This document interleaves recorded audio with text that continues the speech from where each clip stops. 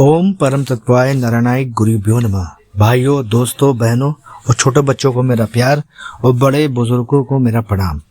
आप सभी मेरे साथ बोलिए श्री राम जय राम जय जय राम, श्री राम जय राम जय जय राम। हम संसार में तुरंत भरोसा तो कर लेते हैं, पर वहाँ ज़्यादातर हमें धोखा ही मिलता है। हम हथेली में सरसों उगाने की बात करते हैं, थोड़ा सा भी समय हमारे कार्यों में लग जाता है तो अविश्वास की बातें करने लगते हैं कि प्रभु तो है ही नहीं, प्रभु सुनते ही नहीं।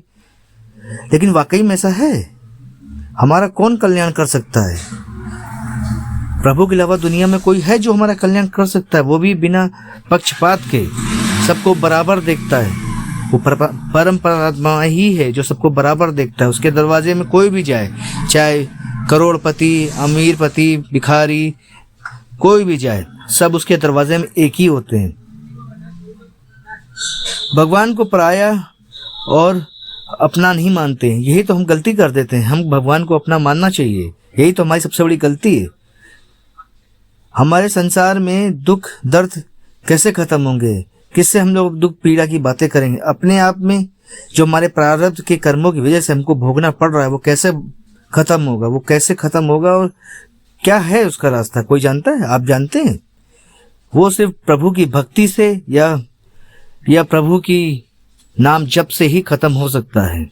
जो हमारा प्रारब्ध जो आज कष्ट बन के आया है, कल वही चीज प्रभु के नाम के लेके वो कल खुशी भी बन सकता है। हम नाम जप में किसी का भी नाम ले सकते हैं, बाकी बिहारी का, राम जी का, हनुमान जी का, किसी का भी। लेकिन हम प्रयास तो करें, हम प्रयास तो करते ही नहीं है। आज ये दास जो सत्य कथा बताने जा रहा है वो बाकी बिहारी की लीला की है। कैसे प्रभु का एक बार किसी ने हाथ पकड़ लिया तो प्रभु उसका हाथ कभी नहीं छोड़ते। प्रभु उसके साथ हमेशा रहते हैं। भक्त के वश में है भगवान, ये कथा आपको बताएगी। अगर आपको इस दास का कार्य पसंद आ रहा हो और आप गर्व महसूस करते हो हिंदू होने में, तो कृपया मेरा चैनल पवन पुत्र हनुमान को लाइक शेयर सब्सक्राइब जरूर कर लें और इसे शेयर जरूर करें ताकि और लोग को भी पता चले, तो उनके जीवन में भी परिवर्तन आए। और बेल आइकन को जरूर बजा दें ताकि उसको आपको नए से नए वीडियो के नोटिफिकेशन भी मिलते रहें। और जिसके पास भी प्रभु को लेके कोई अनुभव हो किसी भी देवी देवता का, तो मुझसे शेयर कर सकता है मेरे ईमेल आईडी में, और अपना मोबाइल नंबर भी दे दे ताकि मैं उससे बातचीत करके उस पर भी वीडियो बना सकूं। आज आपको दास, ये बात बहुत पुरानी है, वृंदावन की है। तब बाकी बिहारी की रोज गोसाई जी बड़े भाव से प्रभु की सेवा करते थे। वह रोज बिहारी जी की आरती करते, भोग लगाते और उन्हें शयन कराते। फिर अंत में रोज 4 लड्डू बाकी बिहारी जी के पास रख देते। उनका भाव था कि अगर बाकी बिहारी जी रात में उनको भूख लगेगी तो वो लड्डू खा लेंगे। ये होती है भक्त की आस्था प्रभु के ऊपर।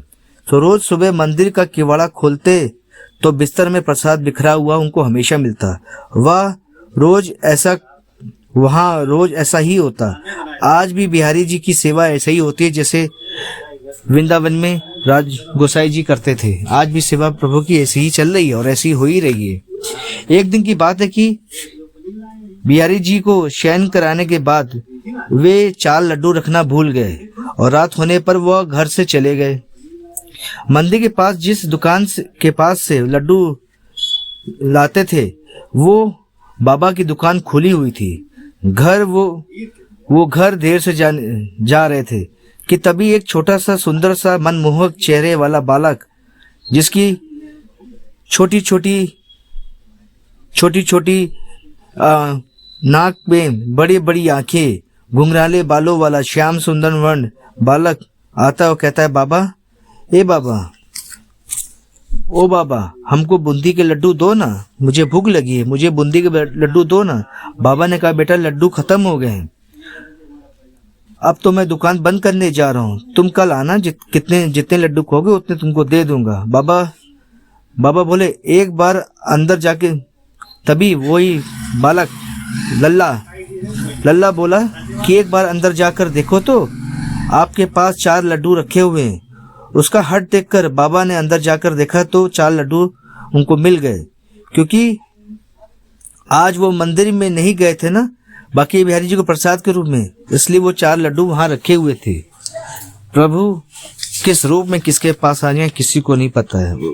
उसने लड्डू लल्ला को दिए और बाबा बोले पैसे दो लल्ला। तो लल्ला बोला कि मेरे पास पैसे नहीं हैं बाबा।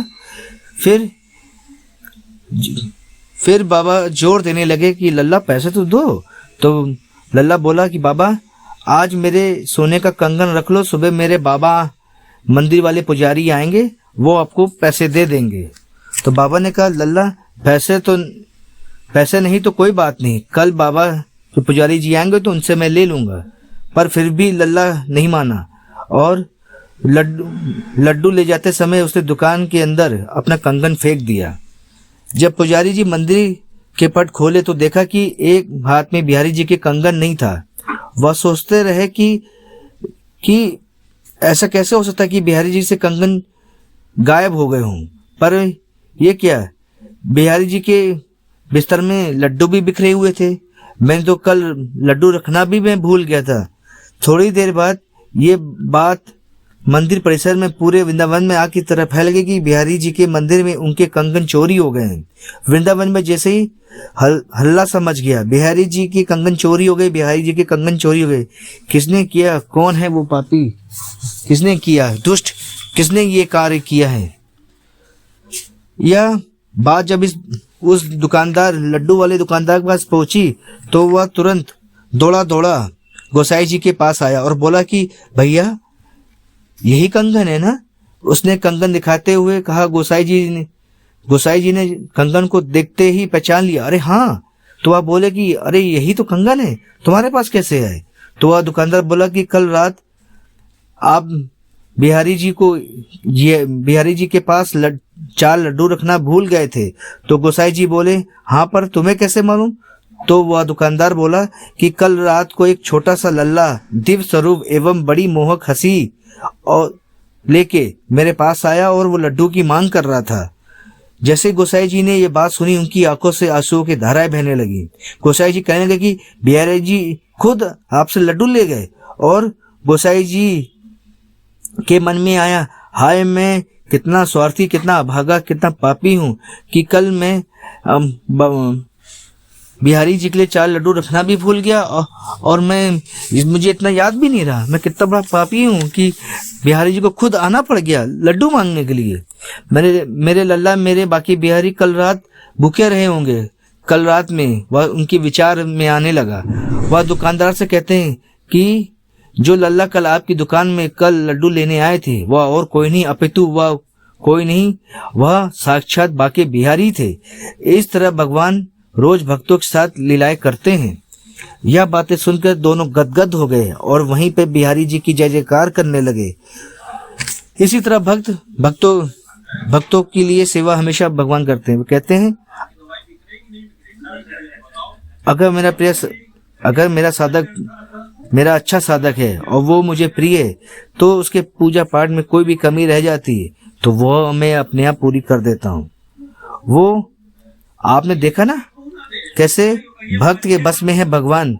उनको बस भाव से और समर्पण से बस बुलाना पड़ता है, भगवान तुरंत आ जाते हैं। अगर इस दास का कार्य आपको पसंद आ रहा हो और आप गर्व महसूस करते हो हिंदू होने में तो कृपया मेरा चैनल पवन पुत्र हनुमान को लाइक शेयर सब्सक्राइब जरूर कर लें और बेल आइकॉन को जरूर बजा दें ताकि नए से नए वीडियो का नोटिफिकेशन मिलता रहे। और मेरे साथ बोलिए भारत माता की जय, बजरंगबली की जय, बाके बिहारी की जय, श्री रामचंद्र की जय। जय जय श्री राम। धन्यवाद।